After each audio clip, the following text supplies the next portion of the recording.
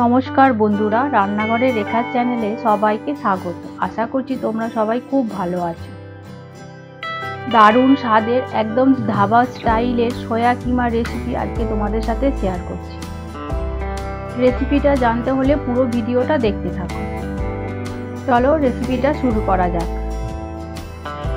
আগে থেকে জলটা গরম করতে বসিয়ে রেখেছিলাম, তো জলটা ফুটে এলেই দিয়ে দেবো পরিমাণ মতো নুন আর 2 প্যাকেট সয়াবিন। তো 10 টাকাওয়ালা যে সয়াবিনের প্যাকেট পাওয়া যায় সেই প্যাকেটই এখানে আমি নিয়েছি। সয়াবিনটা গরম জলে অ্যাড করার পর 10 মিনিট আমি রেস্টে রেখে দেবো। তো 10 মিনিট বাদে ঢাকনাটা খুলে দেখে নেবো যে নরম হয়েছে কিনা। দেখো নরম হয়ে গেছে। এরপর আমি ঠান্ডা জল দিয়ে ধুয়ে নিগড়ে আবারও ঠান্ডা জল দিয়ে আমি ভালোভাবে নিগড়ে নেবো। এবারে সয়াবিনটাকে নিগড়ে একটা মিক্সার গ্রাইন্ডারের মধ্যে দিয়ে দেবো গ্রাইন্ড করার জন্য।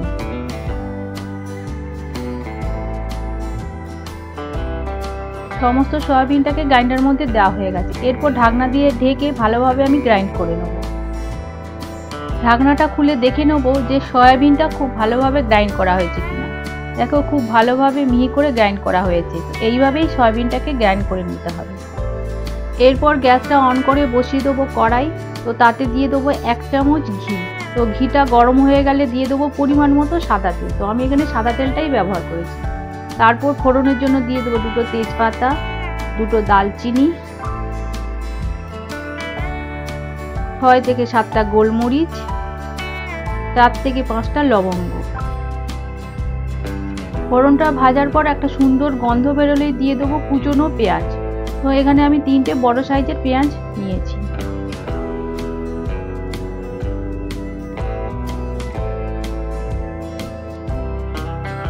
সমস্ত কুচনো পেঁয়াজগুলো দেওয়ার পর গ্যাসটাকে মিডিয়ামে রেখে পেঁয়াজগুলো আমি ভাজতে থাকবো। তো 1 থেকে 2 মিনিট পেঁয়াজগুলো ভাজার পর দিয়ে দেবো 1 চামচ গোটা জিরে। তো জিরেটাকেও কিছুক্ষণ ভেজে নেব।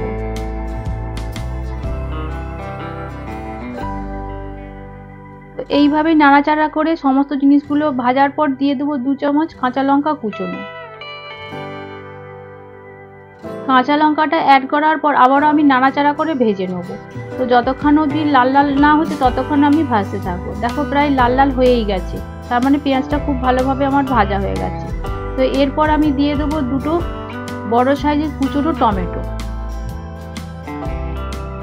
টমেটোটা দেওয়ার পর আবারও নাড়াচাড়া করে 1 থেকে 2 মিনিট আমি ভাজতে থাকবো।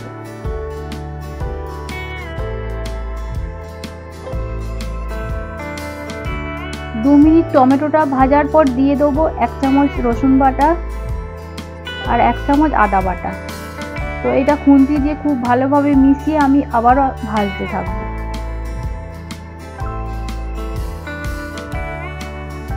গ্যাসটাকে কমিয়ে রেখে আদা রসুনটাকে ভেজে নিতে হবে। তো আদা রসুনের কাঁচা গন্ধটা চলে গেলেই দিয়ে দেবো 1 কাপ গরম জল। তো আমি এখানে গরম জলটাই ব্যবহার করেছি যাতে এই তরকারিটার টেস্টটাও ভালো হয় আর কালারটাও সুন্দর আসে। এবারে দিয়ে দেবো 1 চামচ গোলমরিচ গুঁড়ো, 1 চামচ কাশ্মীরি লঙ্কার গুঁড়ো, 1/2 চামচ হলুদ গুঁড়ো, স্বাদ মতো চিনি দিয়ে খুব ভালোভাবে মিশিয়ে গ্যাসটাকে কমিয়ে রেখে মশলাটা আমি কষতে থাকবো। মশলাটা কিছুক্ষণ কষিয়ে নেওয়ার পর দিয়ে দেবো 1 চামচ গরম মশলার গুঁড়ো। তো এটাকেও খুব ভালোভাবে মিশিয়ে নেবো। মিশিয়ে দিয়ে দেবো 2 চামচ টক দই। তো আমি এখানে টক দইটা ব্যবহার করেছি, আর তোমরা চাইলে ফ্রেশ ক্রিমও ব্যবহার করতে পারো। তো টক দইটাকেও ভালোভাবে মিশিয়ে নেব। মিশিয়ে আবারও আমি কষতে থাকবো। টক দইটা ভালোভাবে মিশিয়ে নেওয়ার পর দিয়ে দেবো আগে থেকে পেস্ট করে রাখা সয়াবিন। সয়াবিনটা দেওয়ার পর মশলার সাথে খুব ভালোভাবে মিশিয়ে নিতে হবে। তো অবশ্যই কিন্তু গ্যাসটাকে কমিয়ে রাখতে হবে। কমিয়ে রেখে মশলার সাথে 2 থেকে 3 মিনিট কষিয়ে নেবো। তারপর দিয়ে দেবো 1 কাপ গরম জল। তো গরম জলটা দেওয়ার পর আবারও খুব ভালোভাবে আমি মিশিয়ে নেব। খুব ভালোভাবে আমার মেশানো হয়ে গেছে। এরপর ঢাকনা দিয়ে ঢেকে 10 থেকে 15 মিনিট আমি রান্না করে নেব। তো 15 মিনিট বাদে ঢাকনাটা খুলে আবারও আমি নাড়াচাড়া করতে থাকবো।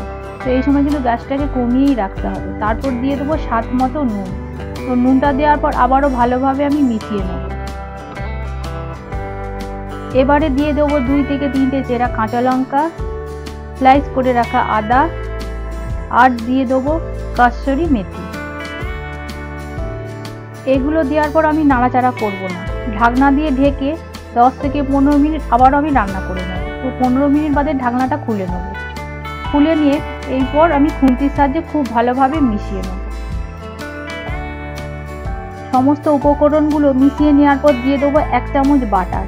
তো বাটারটাকে খুব ভালোভাবে খুন্তির সাহায্যে গালিয়ে নিতে হবে, আর দেখতে হবে যাতে না ডালা থেকে যায়। আর দেখেই মনে হচ্ছে খুবই শুকনো শুকনো, তার মানে এখন জলের প্রয়োজন। তো এখানে আবারও আমি 1 কাপ জল অ্যাড করে দিলাম। তারপর দিয়ে দেবো 1 চামচ ভাজা জিরে। তো জিরেটা দেওয়ার পর আবারও আমি খুব ভালোভাবে মিশিয়ে নেব। তো মেশানো হয়ে গেলে দিয়ে দেবো কুচনো ধনেপাতা। ধনেপাতাটাও এভাবে মিশিয়ে নিলাম। তোমরা চাইলে এটাকে শুকনো শুকনো রাখতে পারো। তো আমি এখানে শুকনো শুকনো না রেখে আবারও 1 কাপ জল অ্যাড করে দিয়ে কাদা কাদা মতো করে নিয়েছি। তো এইভাবেই তৈরি হয়ে গেল ধাবা স্টাইলের সয়া কিমা। তো অন্য একটি পাত্রের মধ্যে আমি সার্ভ করে নিলাম। তো সার্ভ করার পর ওপর থেকে ছড়িয়ে দেবো কুচনো ধনেপাতা।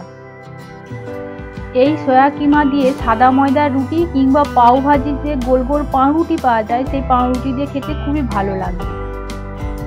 এই রেসিপিটা তোমাদের যদি ভালো লেগে থাকে তাহলে প্লিজ একটা সাবস্ক্রাইব করে দিও, আর লাইক শেয়ার কমেন্ট করতে কিন্তু ভুলো না। আর অবশ্যই কিন্তু এই রেসিপিটা একবার হলেও বাড়িতে বানানোর চেষ্টা করো, আর কেমন করেছো কমেন্ট করে বলতে কিন্তু ভুলো না। ধন্যবাদ।